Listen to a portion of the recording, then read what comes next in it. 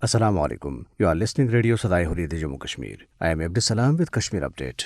In Indian illegally occupied Jammu and Kashmir, the All Parties Hurriyat Conference and other Hurriyat leaders and organizations have welcomed the categorical statement of Prime Minister of Pakistan Imran Khan on Kashmir, saying that it has encouraged the Kashmiri people. According to Kashmir Media Service, the All Parties Hurriyat Conference Working Vice Chairman Ghulam Ahmad Gulzar, in a statement issued in Srinagar, lauded the sincere efforts done by the government of Pakistan to resolve the Kashmir dispute, keeping in view the huge amount of sacrifices given by the people of Kashmir to end up the Indian illegal occupation.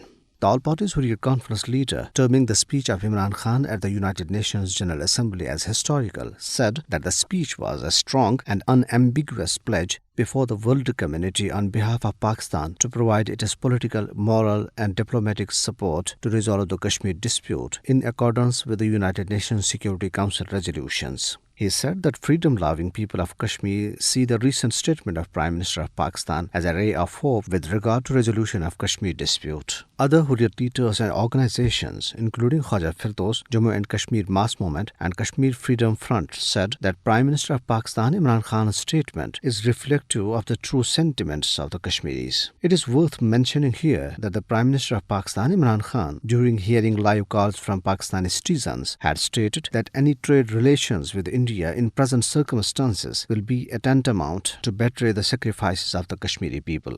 The Kashmiri students studying in different colleges in Pakistan have urged Indian authorities their travel from Indian illegally occupied Jammu and Kashmir to Pakistan to continue their studies. The authorities, in a bid to harass the students and create unnecessary impediments to their way, asked the students to obtain no objection certificate from the Indian Home Ministry to travel to Pakistan. But on contacting the respective departments, the students are being denied the permission, saying that they do not deal with such cases. Meanwhile, local political parties and civil society members, in their statements, criticized Modi-led fascist Indian government for the heartbreaking incident of suicide by a 24-year-old youth from Kulgam district. Communist Party of India Marxist leader Muhammad Yusuf Tariqami said the youth, who was a son of a government school teacher, was forced to take the extreme step after his father was denied salary for the past 2 years. Jammu and Kashmir Pradesh Congress Committee said the incident took place due to the disappointing and inhuman attitude of the officials. Jammu and Kashmir Civil Society Forum Chairman Abdul Qayyum Wani demanded a thorough probe into the tragic incident.